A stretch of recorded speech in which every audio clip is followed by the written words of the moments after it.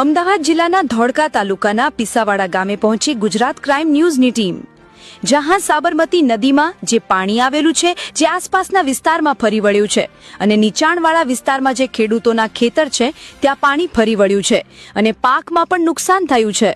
આ તમે જોઈ શકો છો કે પીસાવાડાથી જે વીરપુર જવાનો રસ્તો છે જ્યાં હાલ રસ્તા પરથી પાણી વહી રહ્યું છે, જેથી રહદારીઓ પણ મુશ્કેલીમાં મુકાયા છે, જેનું સીધું જ કવરેજ અમારી ટીમના પ્રતિનિધિ ફરીદ દિવાન દ્વારા કરવામાં આવ્યું છે।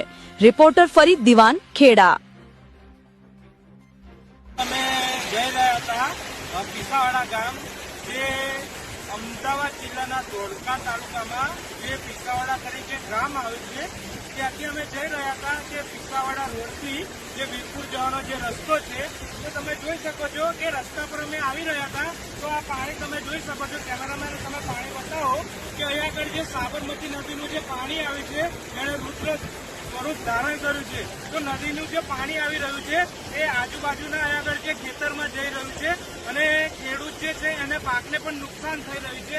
હાલ તમે જોઈ શકો છો કે આ રોડ પરથી જે પાણી જઈ રહ્યું છે તો હું તમને એના દ્રશ્યો બતાવીશ। તો કેમેરામેન આવી જાઓ મારી સાથે।